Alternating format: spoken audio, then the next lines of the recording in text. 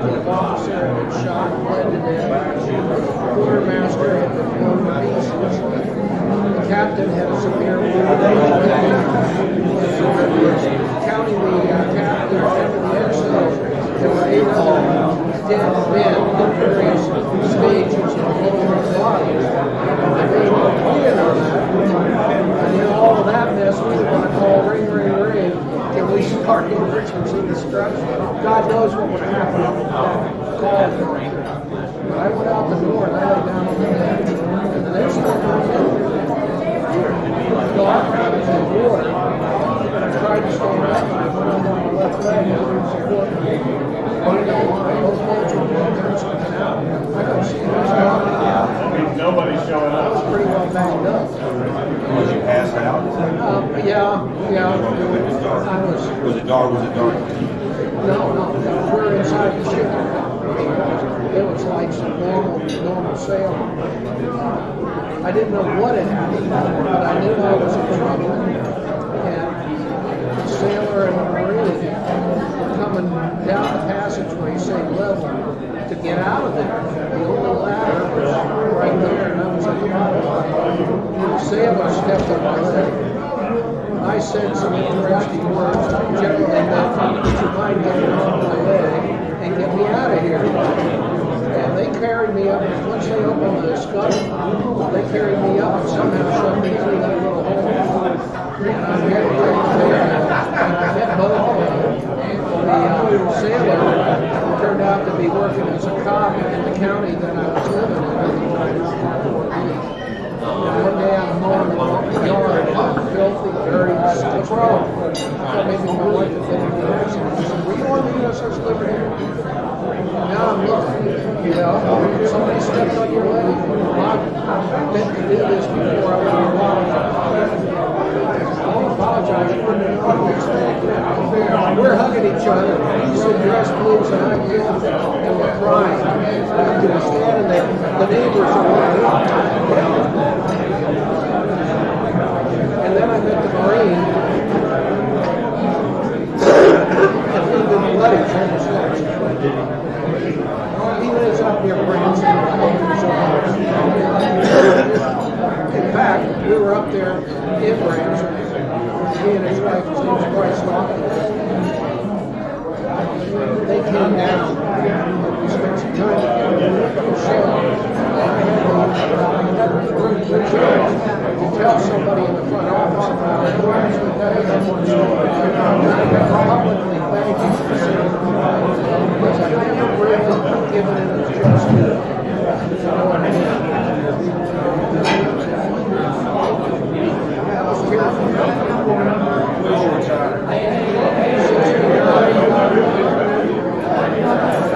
The ship was attacked 51 years ago. We couldn't do these gyms. There were only like 279 on board. 34 died that day. And then over the next 5 to 10 years, probably another 8 or 9 died as a result of the moves that we said. And then we've had one of our guys who think killed somebody, got thrown in jail. A couple guys. The guy that was the first one hit without getting hurt, the photographer, was a CT. He was focusing through his telephoto lens on the jets that we saw up here and the log camera, which was really cool. So instead of going to GQ, we called the photographer to the bridge. And he said he was focusing and he saw an orange flame coming from the jet. Next thing you know, he was picking himself up again. One of the down and backstop. Yeah, it was. They gave him the nerves. He died of cancer a couple of years ago.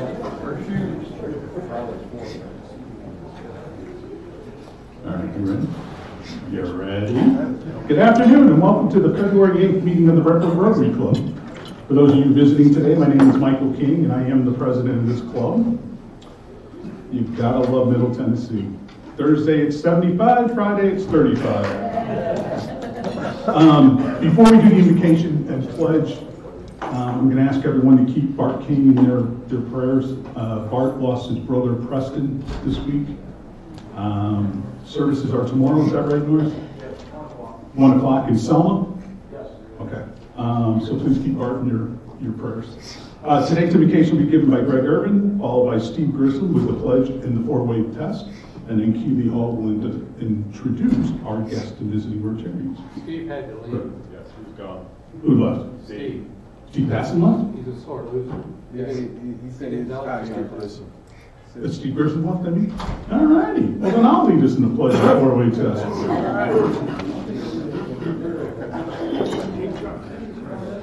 Oh, man. Should I lead?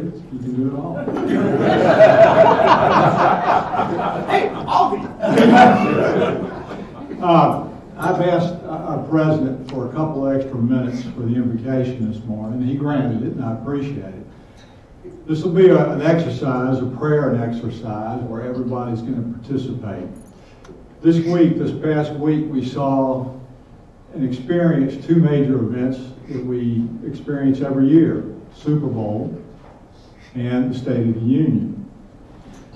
That reminded me of heroes that we all have experienced: sports heroes, military heroes, just ordinary heroes in our lives, Rotarian heroes. And in doing the prayer today, when Bart called me and asked me to do this, and it'll all tie in, it reminded me of a hero of mine, and also reminded me why I joined Rotary. So I'm going to ask everybody for a couple of minutes to sit back down and share with your table why you joined Rotary. Why did you join Rotary? So if you would sit just for a couple of minutes, share with your table why you joined Rotary.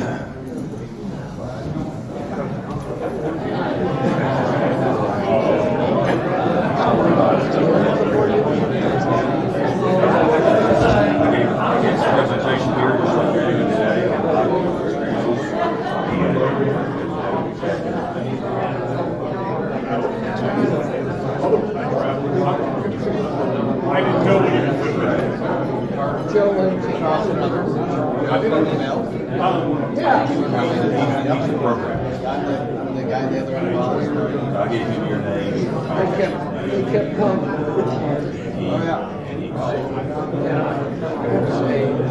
This place is right where it's supposed to be. If you get on a GPS, my truck came with it, and it took me right to the I joined originally because I wanted to do something for the community, and I needed to know people. I had no support group in Sparta, Cook. So you are Rotarian then? Yep. That's what he gave me. I'm not reading on that. I said, read it, digest it, and then feel free to write all over it. I'm going to talk about this and this. Here's one. Yeah, so I joined this something to get back, and I was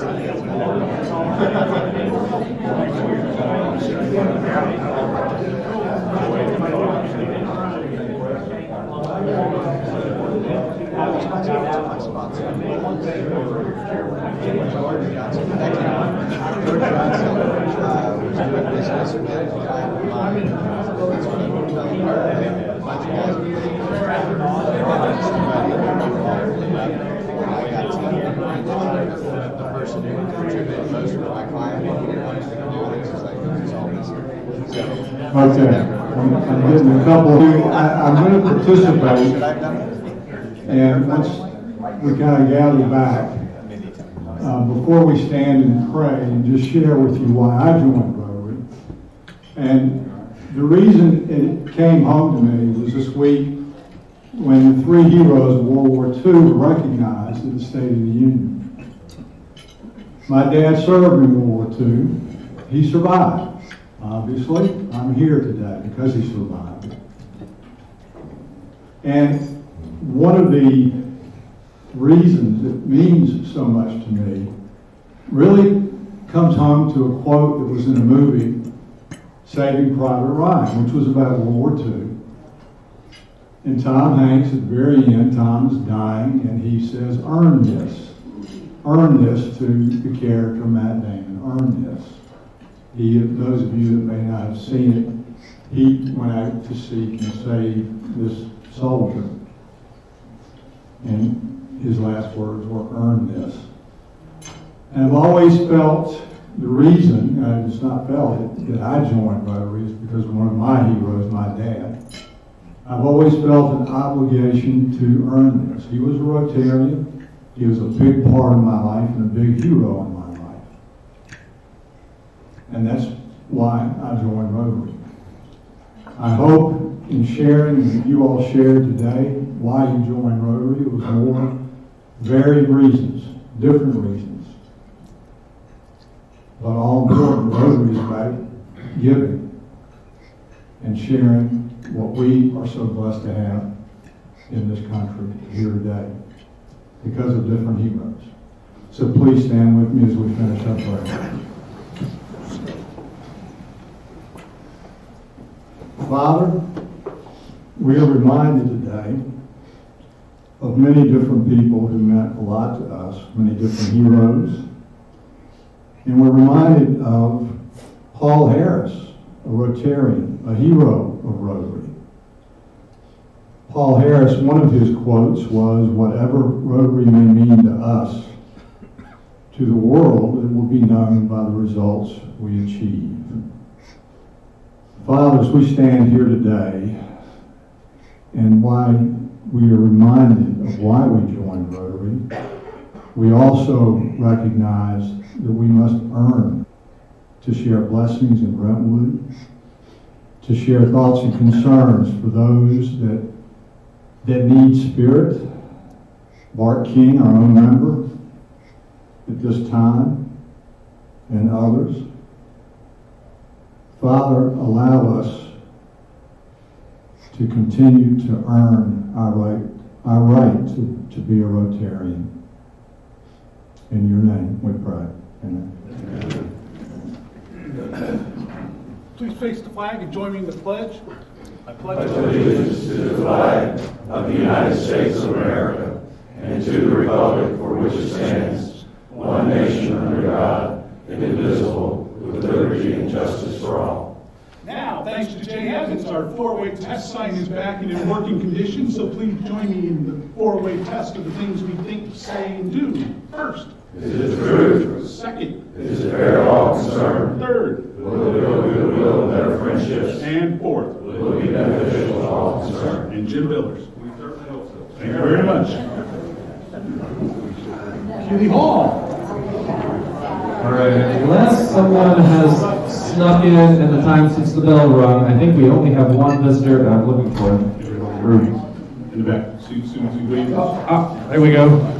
We have a guest here today, and we've all met him before pretty much, but he has a bit of a historic, heroic Rotary history in that, Bruce, is it, you have 879 successive years of perfect attendance, is that correct? Something along those lines? I joined in 1962. 1962. And have you ever not had perfect attendance since 1962? No. That's pretty amazing. All right, so welcome, Bruce. And that concludes our guest. Yeah, you forgot Dakota the Wonder Dog is a guest today, too. Oh, Dakota the Wonder Dog. Yes. Welcome, Dakota. Would you like to say anything? Dakota says no. Okay. Larry King needs 3 minutes. The quickest 3 minutes in Rotary. Okay, quick update. 2 weeks ago, we announced the tournament. We have 16 major sponsors sold. That's a total of $23,100. We have 6 annual sponsors included in that who sponsor both pancake and golf. We only have 2 hole sponsors. You know what our goal is. I'm not going to repeat it. That's not a big deal right now to have. I got to do. We got 3 hole sponsors. But hold sponsors are important for one reason. Number one, they're the easiest sponsorship to get. Number two, everybody asks people for hold sponsors. There are probably 50 or 60, no kidding, golf tournaments in the month of May. Right, Curry? In the month of May and June. 50 or 60 golf tournaments are going to be out asking for hold sponsors. So the quicker we can get on our hold sponsors, you sold 140 last year, the quicker we can get on those, the better for everybody and the easier. Team McClendon leads with 65 points in the team race. Team McCarty is second at 38 points. Team McClendon has 4 members who sold sponsorships. All the new members, Ian, Sherry, and Mark, are now on teams. We have 60 players signed up to play. That's half of what we want, 60 players. I have no Rotarians. So if you're going to play in the tournament, please go ahead and sign up and make sure you get in the tournament. If you don't have a tournament information package, I handed out 2 weeks ago. They're on the middle table here. Pick one up before you leave. It's got everything you need about the golf tournament. Out front by the badges or the sponsor sign-up sheets and the current sales of what's been sold. So I had somebody already ask me about that today. You can look out there and you can see all the sponsors that have already been sold. You're doing a great job. Keep it up. Thank you, Larry. All right, the only announcement I have is about our cornhole tournament.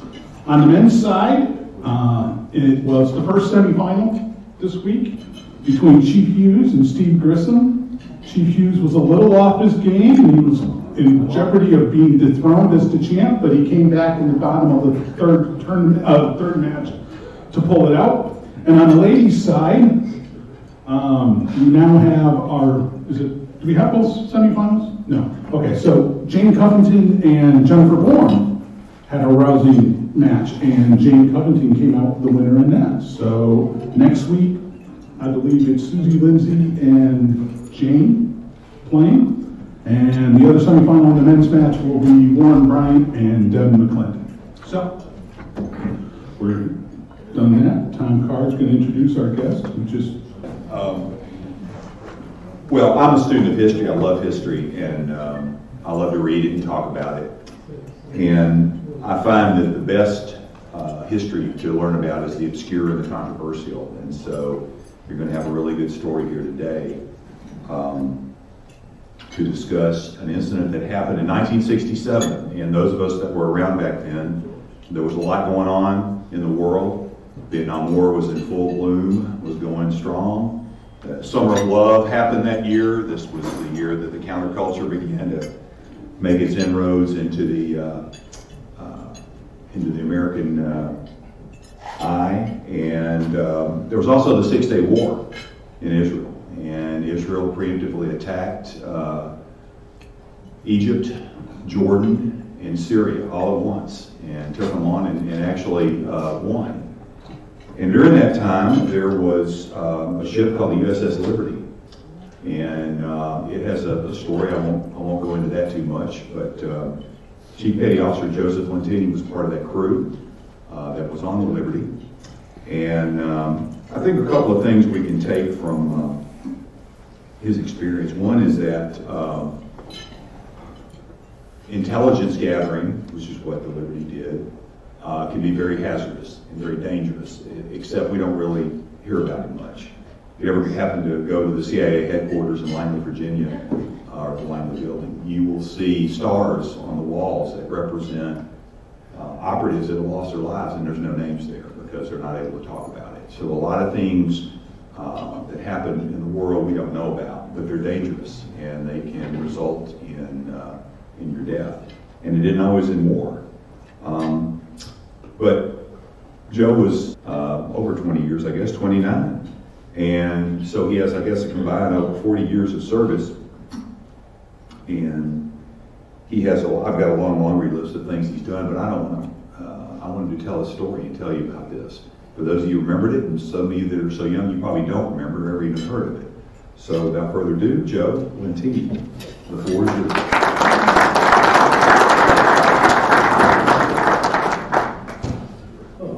Thank you. Thanks for having me, by the way. I'm working at a little disadvantage this morning. A week ago, I had my right rotator cuff replaced. A week and a half ago, I had my right cataract removed, and 2 days ago, I had the left one removed. So why aren't I in a sling and in bed? Because I said I'd be here. I put this together.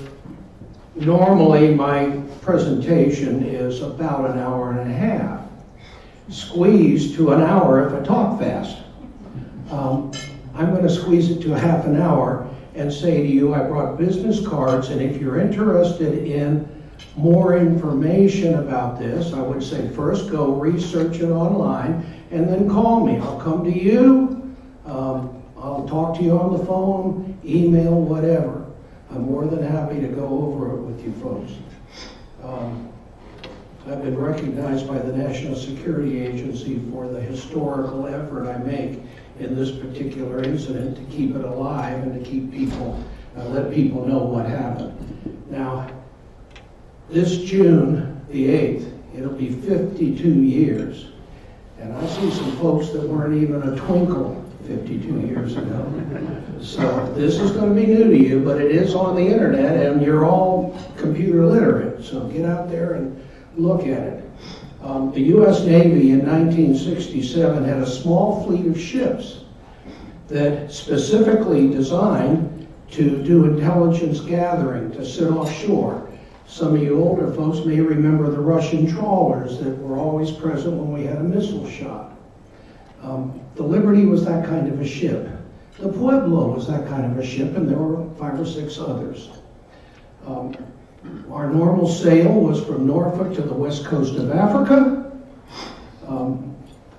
Right about the end of May, we got orders one morning at about 2 a.m., 1 a.m., to get underway and to move to the Mediterranean at the fastest possible speed. I don't think the Liberty had ever done 10 knots, but it did 10, 11 knots to get up there. The reason they wanted us up there, it turned out, at least the official reason, was that the Israelis and the Arabs were apparently going to go to war in what we now look back historically and call their 6-day war. Israel wanted to make it look like the Arabs precipitated the war, when in fact it was the Israelis. They actually started early, which got us kind of in a bind that I'll mention. We sailed from Abidjan, the west coast of Africa, up through the Straits of Gibraltar with our Russian battleships escorting us. They've always had a lot of nerve. It made sense for us to be there, even though there was another ship there that was like ours. They sent it home and they put us on station. We went to Rota, Spain, pulled in, dropped all our linguists that wouldn't have any Arab capability, and brought on some Russian linguists and some Arab linguists, and picked up all the books from the previous ship that told what frequencies were operable in that area. And then we beat feet from Rota, Spain, into the Med, and ended up in a position off the Egyptian Sinai, 13 miles well in international waters off the shore, and we sailed left and right, back and forth. Our goal was to, in real life, monitor a war situation. Boy, that's sensitive. Hold on. Sorry about that. Okay. Was to monitor a real war situation, to see how the Arab states, what codes they used, what frequencies they used, how their command worked. And no, we were not there to spy on our friend, the Israelis. But when you're picking signals out of the air, you can't help what you get. Anything that was picked up that was definitely identified as Israeli, we were told to destroy, and we did. And if we couldn't identify it, we sent it to Maryland, to Fort George G. Meade, and they decided what to do with it. On June the 8th, 1967, is when our ship came under attack, but that's not when the story starts. June 7th, we were overflown multiple times and sent in multiple situation reports, SITREPs, about those overflights, slow-flying, boxcar type, Israeli marked reconnaissance aircraft. They were so low that we waved to the pilots and the pilots waved back at us. Now, Captain William L. McGonigal was the captain of the ship. And for my money, he was a good captain. In fact, when I came back aboard the ship, when they patched it up and brought it back into Virginia, he welcomed me aboard personally and by my full name and not my rank. And he gave me a hug. And as one of his senior NCOs, I didn't even know that he knew my name. So I was impressed. Yeah. Escape. Which one? To go forward. Oh, okay. Come on, Doctor. We had multiple overflights that day. The 8th of June, we got up in the morning, and because we were in a war zone, I'll run through these pictures later. I'm going to talk it to try and keep it into the habit. Because we were in a war zone, the captain called many general quarters drills. They'd come God knows when, and they'd last until we had everything watertight and everything was the way the captain wanted it before he'd release us from the general quarters. He had just held one about noon on the 8th of June. And then he released us. Only I had to stay. My general quarters drill was in the comm center, 2 decks below main deck, and it ran from our side of the ship all the way across to the deck. Teletype equipment bolted to the deck. Big heavy metal safes welded to the deck. The big cockpit was steel. On the other side were crypto gear, big computers. Some of the first crypto computers that the Navy used that was unbreakable. There was no way in the world anybody was ever going to get into those systems. It was all pretty well down. In rough weather, it didn't move anywhere. They announced over the loudspeaker, stand clear of the one level above main deck, on the port side, where they were going to take a boat that we had, a whale boat that we used to go into shore for liberty if we were not at a dock. They called it the whale boat, and they were going to test the engines to keep the battery charged. And they didn't want some knucklehead walking into the prop that was spinning in the back end of it. So they announced that. And then they announced photographer to the bridge. Now, that I witnessed, I was there. What I found out since is that what had happened up on the bridge is our radar, as poor as it was in 1967, was good enough that they had identified and logged in high-speed surface craft leaving from what they believed was an Israeli port and going somewhere, we assumed something that had to do with the 6-day war that the Israelis had pretty much already won by the 8th of June.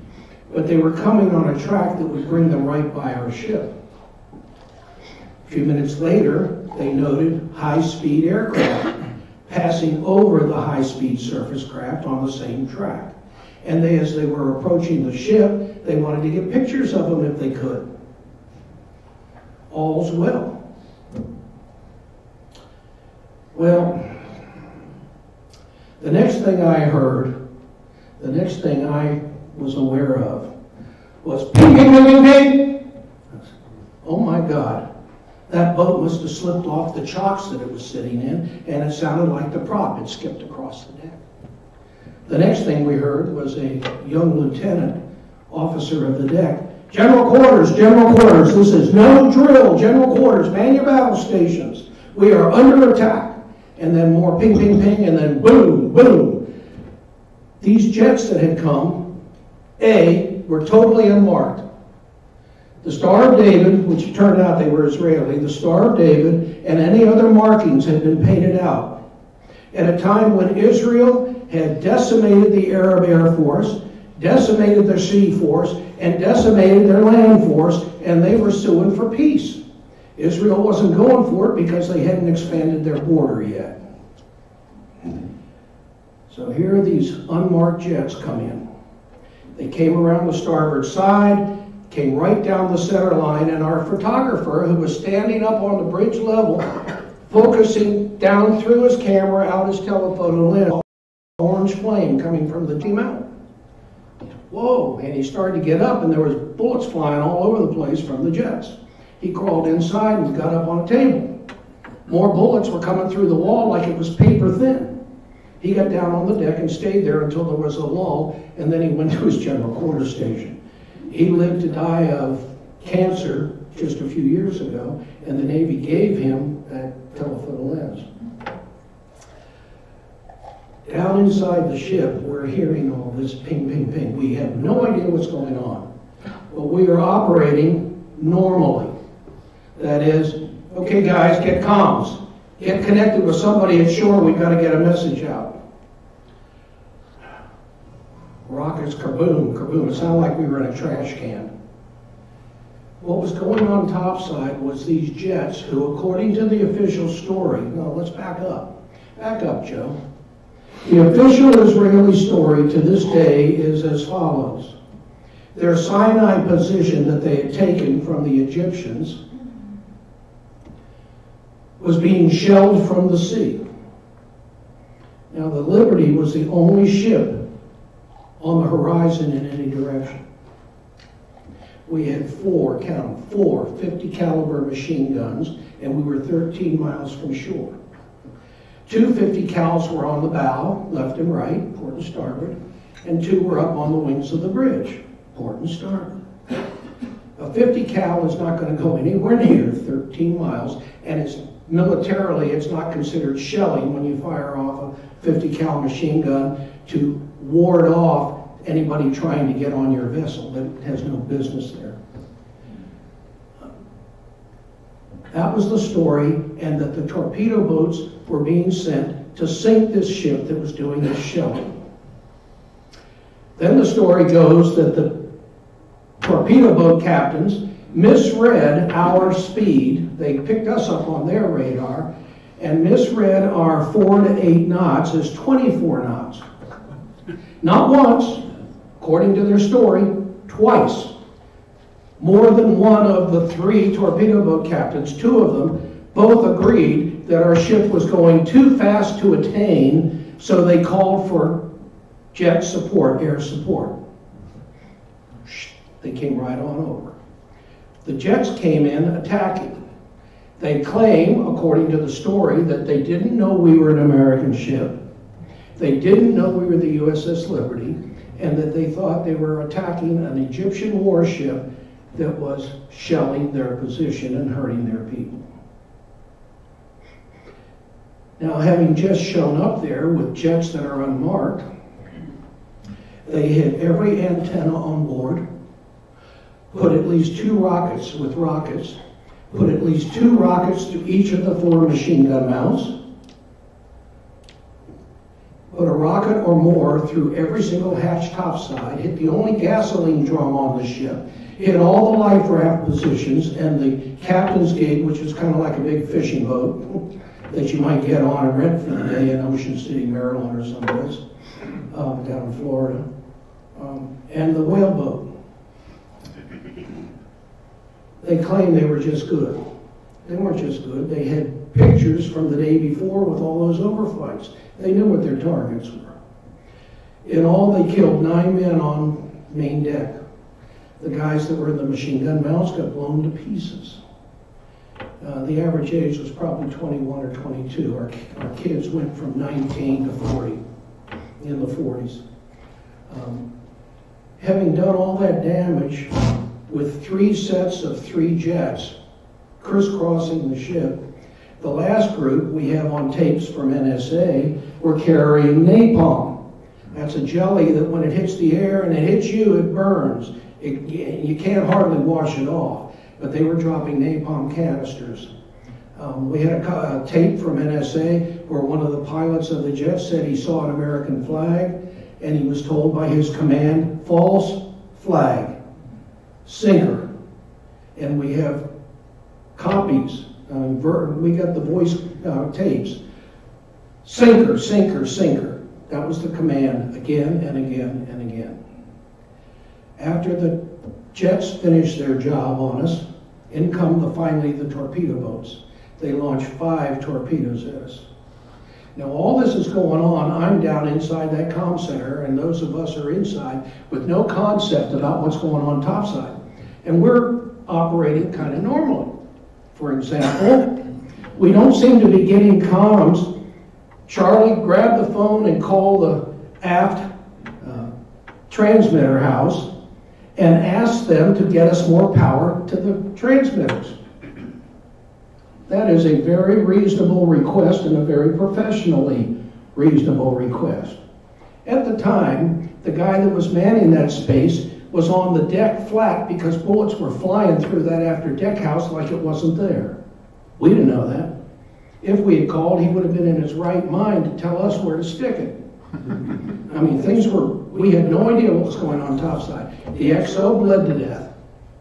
A postal clerk that was trying to wash off the napalm until there were so many holes in the fire hose that he couldn't fight anymore, was trying to go inside the ship and get reassigned. A rocket hit right where he was, and he bled to death at the entrance to that side of the ship. We didn't know any of that. And down there, all of a sudden, there was a rocket that hit. Kaboom! And I felt on my leg right here. And that's what it felt like. It felt like somebody had popped an air bubble at me with one of those ping pong guns. I looked down, my dungarees had about a 6-inch gash in it, very straight like razor, and the upper skin on my upper thigh, same thing, about that far. It looked gross, didn't hurt, wasn't bleeding particularly. But I said, dang, gone. And then in the heat of all that's going on, I and a couple of other supervisors were arguing about whether it was shrapnel or not, to the point that I said, guys, there's no holes in the overhead. It was sound. Well, whatever it was, you go get it bandaged. I said, right, Chief. I went out to get it bandaged. I sat down on the deck, and one of the other supervisors was grabbing the sound-powered phone to call the bridge and said, can we go to emergency destruction? If he had ever made that call, God knows what they would have said to him. Again, by then, the XO was dead. The helmsman was blown to pieces. The captain had a hole in his leg and a tourniquet wrapped around it. There were dead men and body parts all over the deck. 9 people had lost their lives already. Well, he never made it, because just about that time, the torpedo boats came up and they launched 5 torpedoes. 4 missed. Grace of God, it wasn't our time. 1 hit the room I just stepped out of right at deck level. It penetrated the side of the ship, the fuse counted down, and it blew up. My entire division died in that room. The people that were most hurt were the ones that weren't injured and had to go back down in there once the ship was in a dry dock and get the body parts of the men that they knew and loved into body bags and send them home with do not open on the caskets. They were hurt worse than any other injury on board that ship, those guys. I was fortunate. I came to in darkness and in water. By then, what had happened, that torpedo blew 30 feet by 35 foot below the water line in the side of the ship. I've got a picture, and I'll run through them. The hole looks this big, and there's a full-grown man down there. Huh? Hole, man. It was a humongous hole, and it was open to the sea. We had a tug following us back to when we went to Greece to get in dry dock, and they were scooping up stuff, and they sent a message up to the Liberty. Do you guys know what's coming out of that hole? Because if it was readable, it was top secret, what they call code word type material. They scooped it as much as they could, and the rest of it went to the bottom, and nobody's worried about it. But at any rate, I came to, and I tried to stand up. I never thought about dying. I don't know whether it was my upbringing and my belief in a power bigger than me. I call it God, but whatever it is. I never once thought about dying. And the minute I came back to, I was back in the moment, and I tried to get up. And as fate would have it, I tried to stand up on my left leg. Both bones in the lower left leg were broken diagonally all the way through and were sticking out. Now, I didn't know they were sticking out. I couldn't see. But I tried to stand up, and it was like there wasn't a leg there. And I fell back down. And I cried out for help. My legs broke, and that's what I thought, and I had no way to know that. Shaft on that level were coming into the only ladder out of the space, and I was at the bottom of it. Sailor in the Marines. Sailor stepped on my leg, and I said, "Excuse me, you're standing on my broken leg. Would you please get off and maybe help me out of here?" My hand to God, that's what I meant. My hand to the same God, that is not what I said. And I will not repeat it. But it was pretty, it got their attention. Okay, it was straight up. And they did. Once the hatch was dogged down, that is, it was tightened down for watertight integrity in general quarters. And in the middle of it, there's a little manhole that they open up that they can shut quickly. So people can get in and people can get out.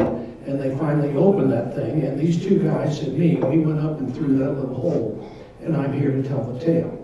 Now, by then the shooting had stopped. Well, what caused the shooting to stop?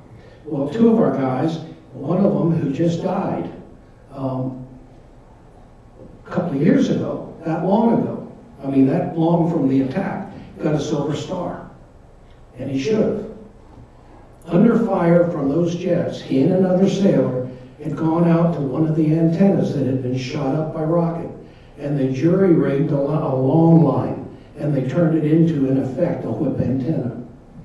And they hooked it up to a transmitter in the radio central where our radiomen were, up on the O2 level, O1 level, on the ship, on the port side, and they got a message that was actually received by a young kid in the 6th Fleet, a couple hundred miles away.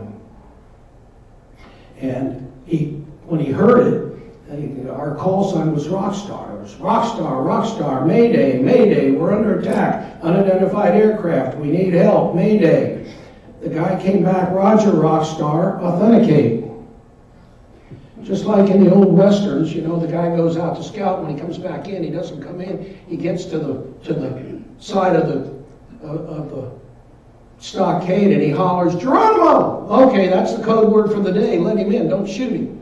Well, we had words like that. We had words to say, and we had a book. But the gas drum that was hit was right outside the porthole into Radio Central. And when that rocket hit the gas drum, all they heard was a loud explosion and flame. And not being sure what was happening, the radiomen lit up all our code books in their barrel. So they couldn't authenticate. And the radioman chief grabbed the microphone and said, "Listen, Sonny, listen to this." And he keyed the mic, and about then one of the jets came by, pow, pow, pow, pow, pow, kaboom, kaboom, with 2 more rockets. He released it, and the kid said, "Roger, passing to Com 6 Fleet." And when they got the word, and the admiral wanted to know who the heck was the Liberty. We had signed on to the 6th Fleet, but he had never seen us before, and he'd never seen us again. And he didn't know who we were. The captain, Captain Engen, captain of the America, knew who we were, and they were right in the middle of a drill, and he had to secure from the drill and try to get ready to launch aircraft to come to our aid. And another aircraft carrier, the Saratoga, wasn't in a drill, and they did launch aircraft to come to our aid. But Israel knew that they'd been found, because when that got out, the first thing this fleet did was go to general quarters. And basically, it's called protect the aircraft carrier long enough to launch aircraft. That's the name of the game. And when all the ships in the fleet came around to protect the America and to protect Saratoga, there were all kinds of other nationalities' ships in the area. And when those ships all got around and in position, and the Saratoga started to launch aircraft, U.S. ships were the only ships on the horizon, according to sailors on the America. They launched aircraft. Captain Tully on the Saratoga called Washington, voiced command, and informed them what was going on. By then, Israel had already called Washington and said, "Oh, we've accidentally hit an American ship. We thought it was an Egyptian warship, the El Khazir. Our torpedo boats has identified it as the El Khazir, an Egyptian warship." People here were told and accepted that it was a mistake because they misidentified us as an Egyptian warship, the El Khazir. Now, folks, we were the only ship present. We had 4 50 cals. They had overflown us the day before, and their pilots hit every single strategic spot on our ship. The El Khazir was in port being overhauled, and it was an Egyptian ship of war. It carried supplies, horses, and troops. No guns, not even a 50 cal did it have. But they didn't advertise that back here. Nobody has heard that unless they've heard some of our guys give a talk about the ship. Now, they sent aircraft. Oh, so you guys must have been really thankful when those aircraft flew over and you knew you were safe. Lyndon Johnson, the president, and Robert McNamara, SecDef, Secretary of Defense, ordered the captain of the Saratoga, Tully, to recall the ships. He did, because it was the Secretary of Defense. Then when the America finished up, he said, Don Ingen told me personally, he said, it's like a Chinese fire drill. We had jets going up the down elevators and down the up elevators. We were trying to get the bombs that were loaded on the planes for the drill off and put appropriate for air-to-air, air-to-surface fighting. So it took them a while.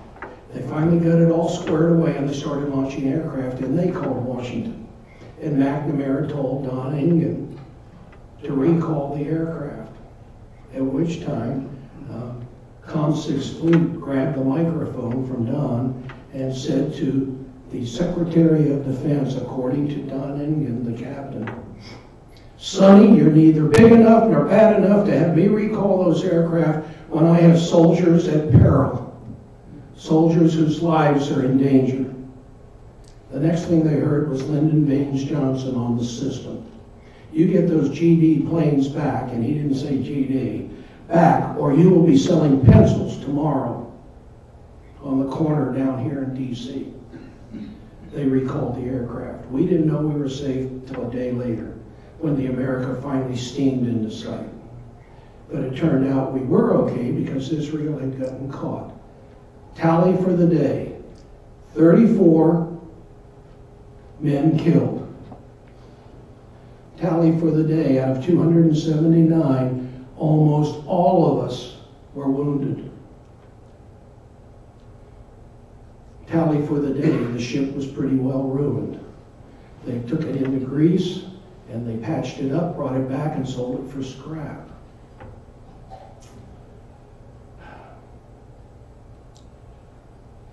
That was a day that changed my whole life. Right then. I went from a hospital to an instructor job in Pensacola. Right after that, they took the Pueblo, the North Koreans. They still have it.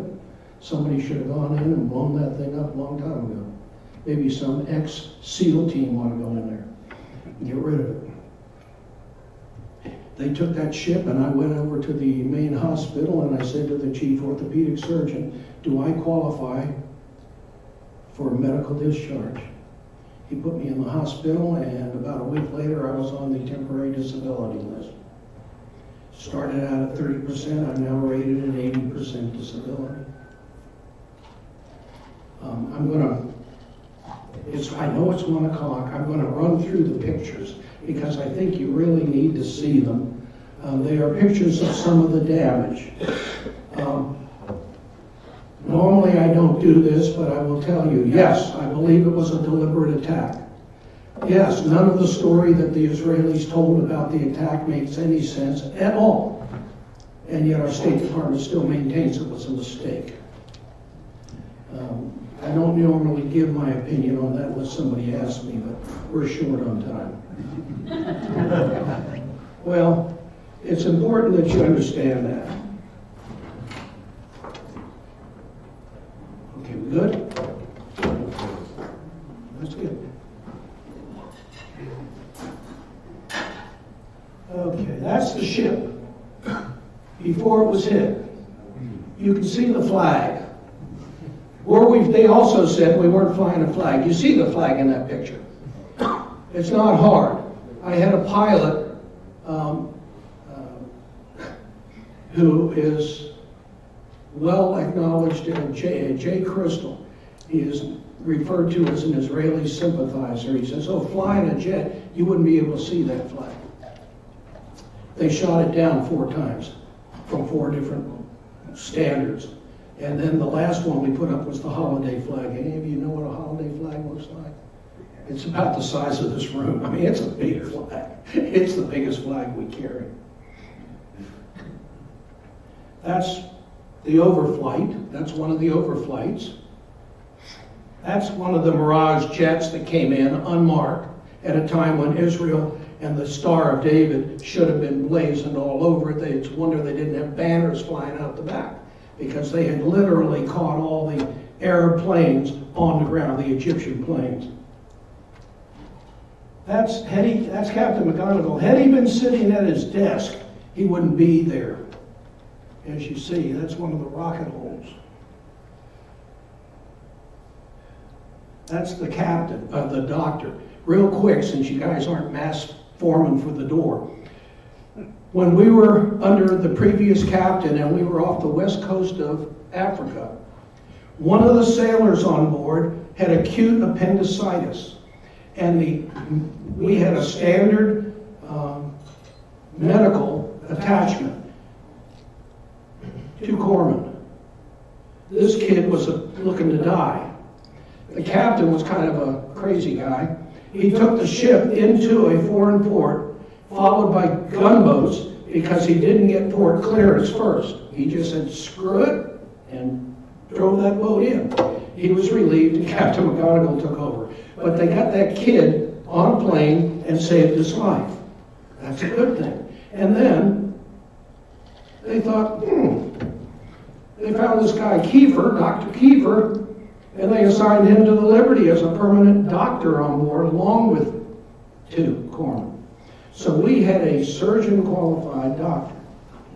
Our captain insisted, when he came aboard, that CTs and spooks, notwithstanding, that is, these guys, all of the guys that did what I did, were considered special.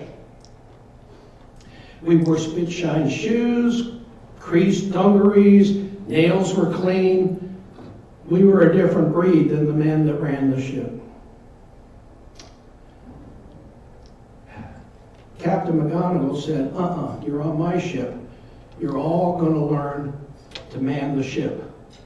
You're going to learn fire control. You're going to learn damage control. Everybody is going to school when we're in port. And oh, by the way, you officers, you lieutenants, you ensigns, you JGs, you commanders, you're all going to training too. Dr. Kiefer was the only doctor in the Navy at that time that was qualified to stand deck watch. He could be OD, and he did stand OD watch. Normally, he was not an officer of the line. He would never be expected to do that.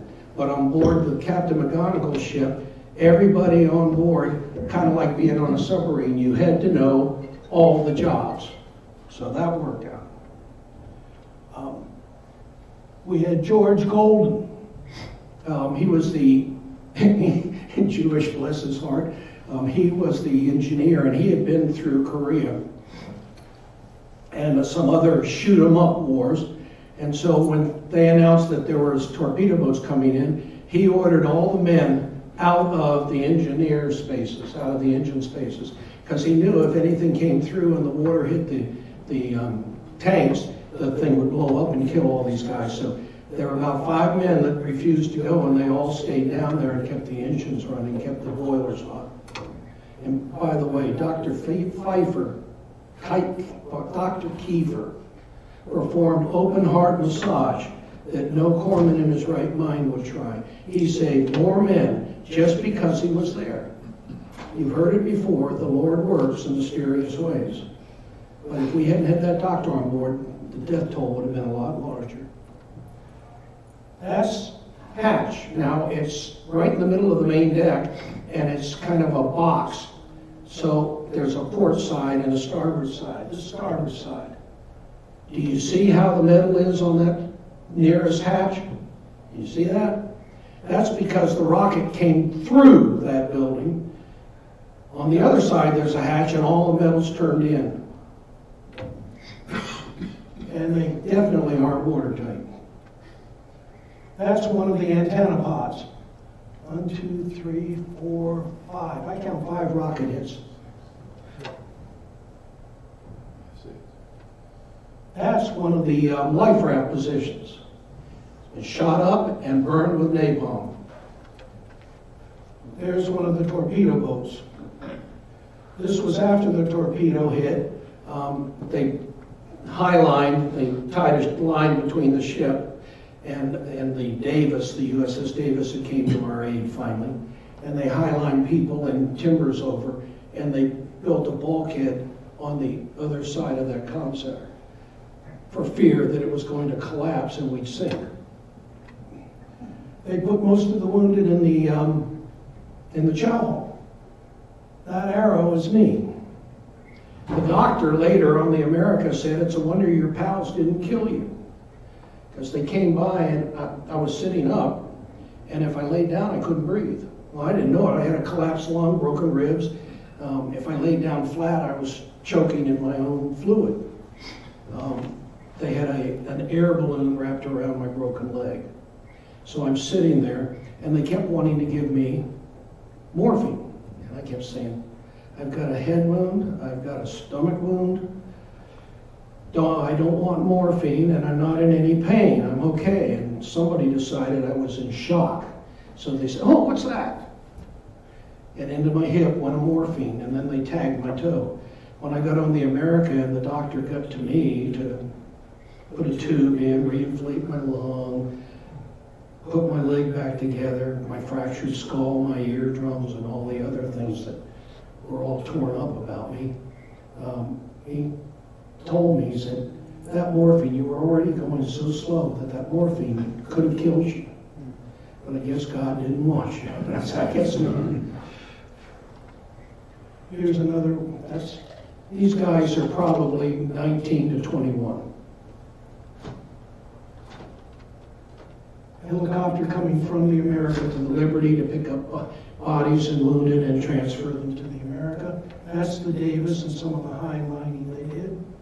Here's the helicopter taking bodies off and then taking the wounded. I want to tell you, originally they got me topside and they put me in the Chief's lounge next to a fella who was pretty well shot up. He had holes all over him. And he'd twitch, and he'd hit my leg, and I'd go, you know, one of those yahoos, do anything, but please, somebody move him further away so he doesn't kick my leg.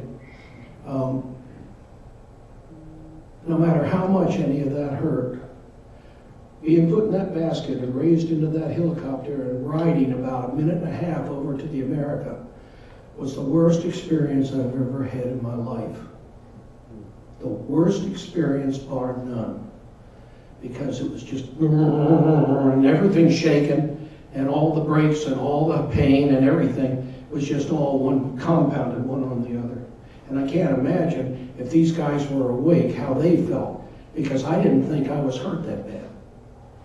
I mean, I really didn't count me as, I'm not serious. It's a broken leg. I didn't know that I could have bled out.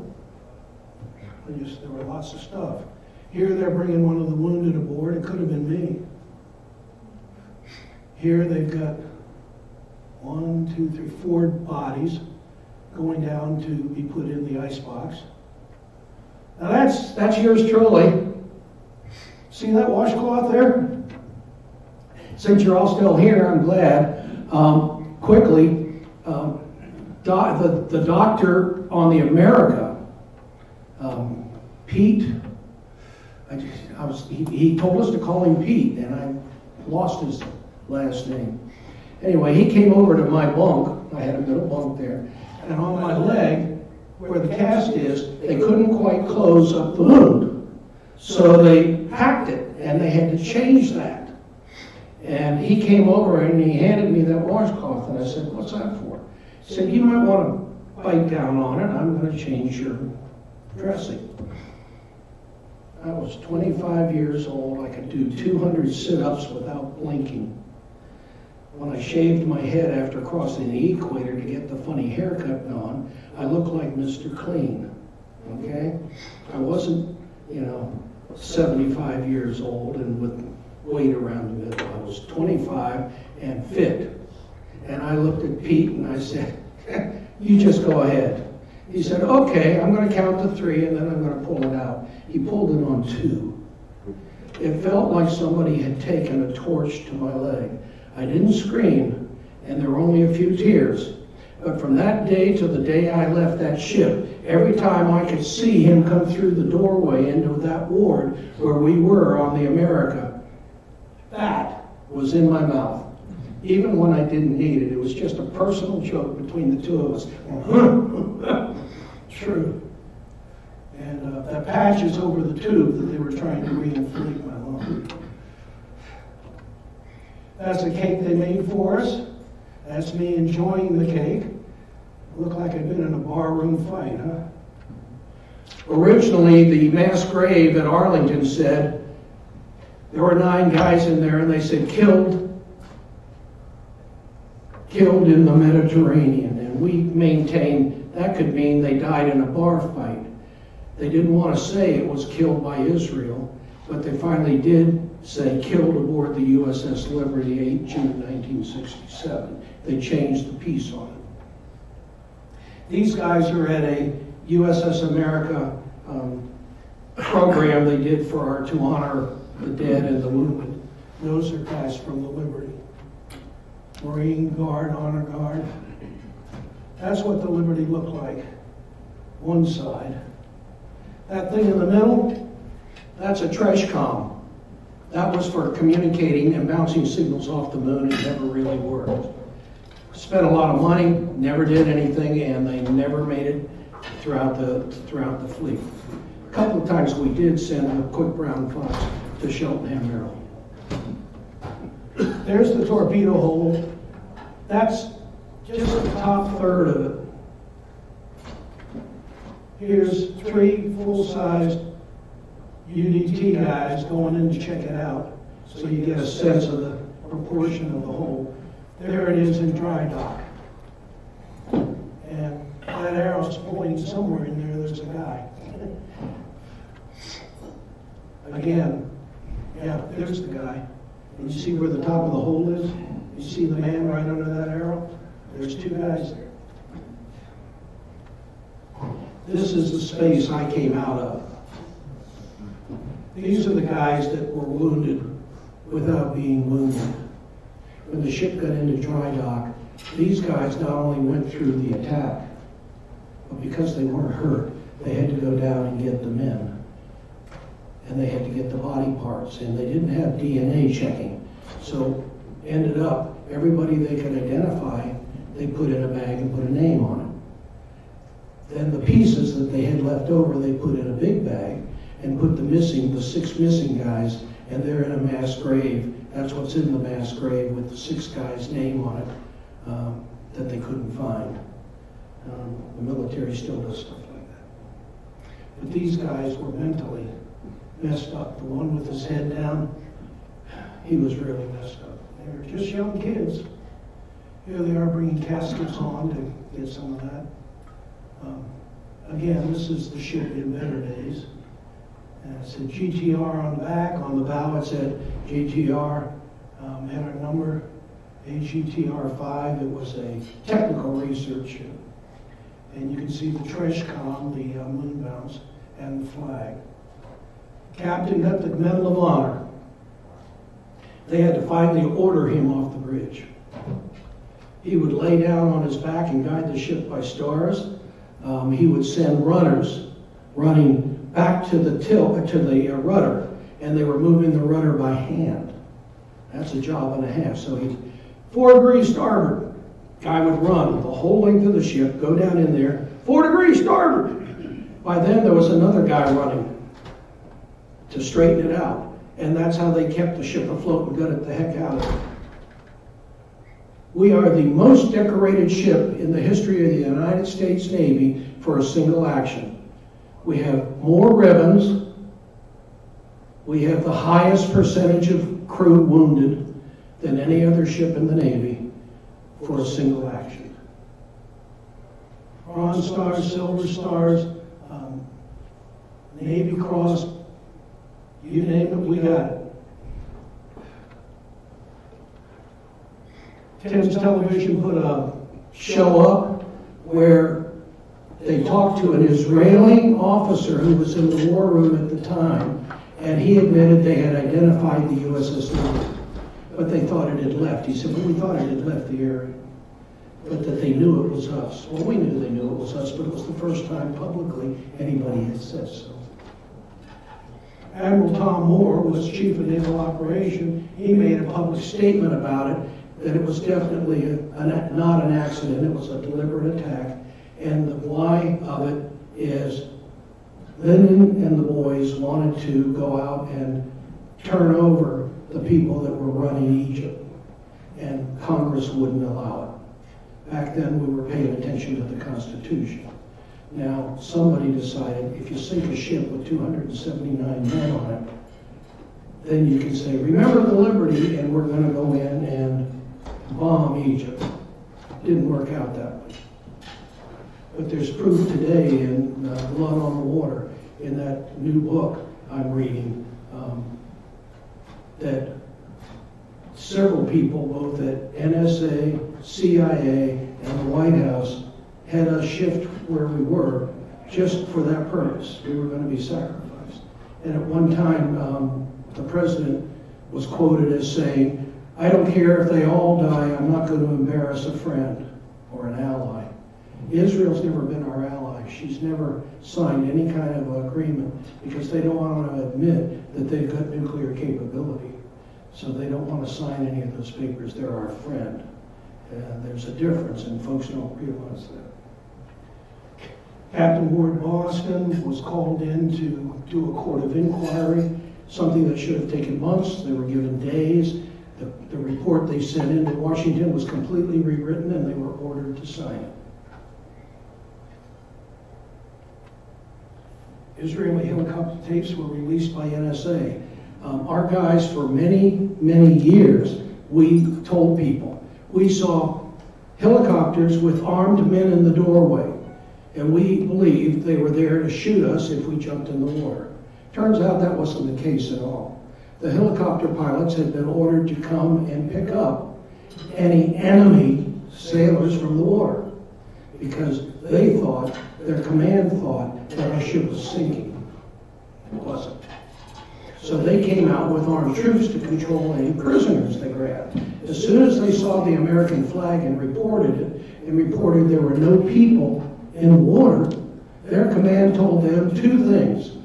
Stop broadcasting and leave the area immediately. Shut up and get out of it. And they did. The Department of State, about 10 years ago, had a day where they put the first part of it about the liberty. And they brought in all Jewish, Israeli people on their panel, and they concluded, not unsurprisingly, they concluded that the attack was a mistake. They thought we were an Egyptian ship, and that was how that was going to go. Well, we know about that. In President Johnson's library, they found documents that indicate that other people in the Congress and other people in Washington had warned him to stay at arm's length, don't have anything to do with the liberty, it'll just burn you. That was when they thought he was going to get reelected. No president is personally. We thought that Bush was going to do it, but he ended up, we were in the Rose Garden, and the captain was there in dress whites with the Medal of Honor around his neck, and Bush drove back from something he was doing over in Arlington, drove in and waved, and Skullcroft, Sununu, they got out and said, he's got a call he's got to go to, and they shook hands, and then they went in the building and left. Turned out that it was the Israeli ambassador that was calling him, and Sununu later the next day said he'd never met with us, and then one of the wives put pictures of him shaking the captain's hand, and that got done. Okay. Unofficially, NSA agrees with us. It was a deliberate attack. You look at anything Israel said and it makes no sense, but you can decide. We're going to... Okay.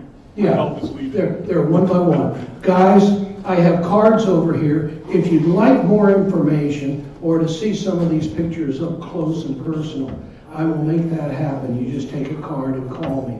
The bottom line is we're still alive and well. History still records it as a mistake. And any book that's ever been written about it by anybody other than Israel calls it a deliberate attack. Thank you.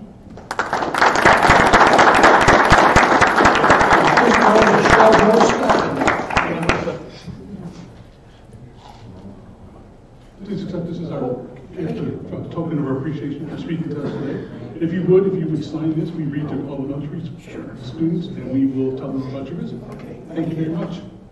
Thank you. Okay. Thank you all for staying. If you all help us, who's left to help us put back the tables and chairs, we'd appreciate it. If there's nothing else we've got to worry, we are adjourned.